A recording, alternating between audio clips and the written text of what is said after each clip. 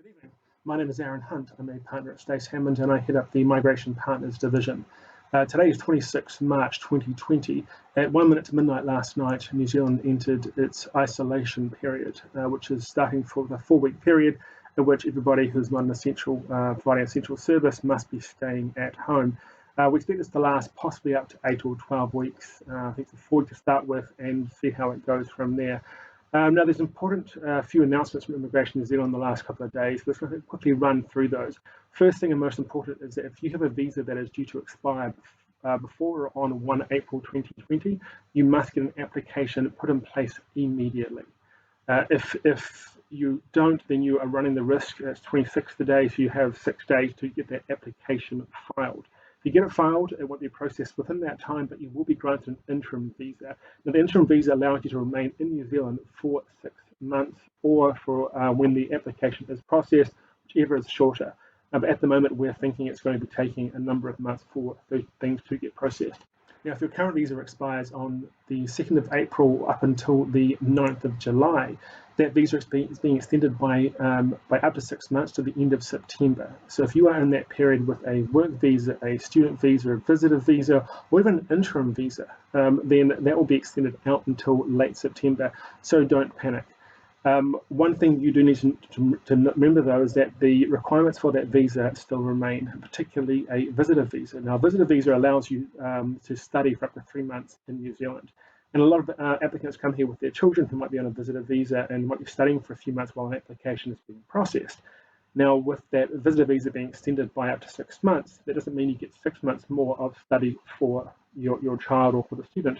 We are seeking clarification from Immigration New Zealand on this to see whether that is going to be allowed, but our current view is under the current rules, it won't be. You'll have 3 months maximum of study under a visitor visa and no more than that. If you have got an application in place, or you put one in place now to get before that 1 April deadline, some of the requirements might be difficult to meet, most notably the police certificate from a foreign country or a medical certificate, x-ray certificate, because it's difficult right now almost anywhere in the world to get these things done due to lockdowns happening everywhere. If that is the case and you're filling out the online form, instead of uploading that document, upload an explanation. So a little file explaining the situation. Immigration New Zealand are very understanding. Their staff are living through this as well. So they understand and they will hopefully in a number of cases actually allow you to delay that requirement. The visa most likely won't be granted until that requirement is met, but they'll let you at least lodge the application, which will give you an interim visa to remain in New Zealand lawfully. Now, of course, if you are in New Zealand, you must be complying with the laws. And one of those laws is the need to isolate unless you are one of those essential services. And if you are, then your employer will be letting you know that the rules around your employment. For the vast majority of us, it means working from home, staying at home unless you need to travel to a supermarket or a pharmacy or to see a doctor. Travel anywhere else is blocked, it is banned. And doing so or going and meeting with other people who aren't part of your household is also a breach of the isolation. Now, if you were to do this, you're running risk of deportation. Now, as I said in our last video, which I'll do a little link up above me here, the deportation is a serious issue. It's not about being banned from New Zealand, it's about basically being banned from traveling anywhere for a long time. So check out the video to find out more information on that. The other news we've had recently is the status of the Immigration New Zealand branches. Now, all offshore branches have been closed due to the pandemic. The New Zealand branches have also been closed, but there are some New Zealand staff who are still working. We've had correspondence with several of them in the last few days, talking with one of them today, getting a few of our clients' visas pushed through at the final stage. So there are some staff still working from home, but the majority, as far as we're aware, are currently at home and are not working. So this means any application currently in place is likely to be extended further. Now, how much longer it extends or how long it takes to process is it's hard to say. We're expecting possibly 1 to 2 months, depending on how long this isolation lasts.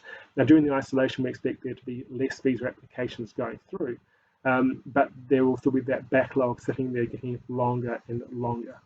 Now, those of you who are applying for a work visa or a skilled migrant visa, or may already have those visas, you need to be certain about your employment status. If your visa or your application is tied to your employment, then any changes to that employment could affect your visa or your application.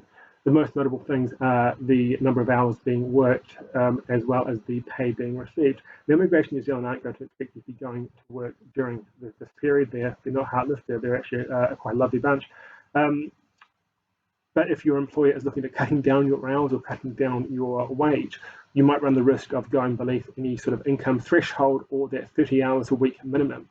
If that is the case, come talk to us and we can talk with you, talk to your employer, look through your application and see whether we can work with your employer to find a better solution. For some of our clients, it has been about, instead of taking a hourly pay cut, they've reduced their hours. The employer understands that the workload is reduced, or will be reduced possibly after the lockdown has finished.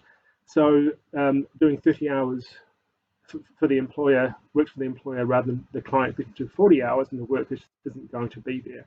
At the same time, it means the employer can keep their valued employee. So everybody sort of wins in that situation. This is an unusual situation which New Zealand's never seen before. In it is created a number of unfamiliar issues, which there is no precedent for. We can't look back and go, well, last time this is how it was handled, because there was no last time. This is the first of its kind. So what we do is we work with Immigration New Zealand, we work closely with their staff, looking for the solution that best fits their procedures. We'd rather go and work with them than try to ram an approach down their throat.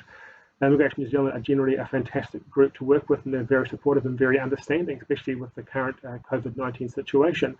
So we will speak with them on a daily basis. I spoke with some today, spoke with them yesterday, and we will see them tomorrow. Looking for the solution that best fits for our client and best fits for the Immigration New Zealand process. If we can shave a bit of time off an application by doing things the way that they want them done, when things aren't quite clear or just aren't the usual process, then that's the best way to move forward for our clients. What we are now offering is our website, which you should have a link at the start of this video, is now offering an online review service. We can go on there and enter in your details, and we'll come back to you with a review of your situation, your immigration options, any issues that we can fit, that we see, any advantages, or any possibly a few visa types you may not have thought of. And we'll be honest, if we think you haven't got much of a chance at a visa, we'll tell you that. I don't like doing applications which I know are going to fail. I just often tell my clients, just don't do it. But for the vast majority, we can usually find a solution or find some way forward. Now, this online application form lets you do that in an easy way. You fill out the details, you upload the files, and we're actually also doing it at a discounted rate, just so we can give you a chance to, in the current environment, to get that advice, no matter where you are in the world. So check out the website, give it a try, and for everybody out there, kia kaha New Zealand, stay strong, and we'll see you soon.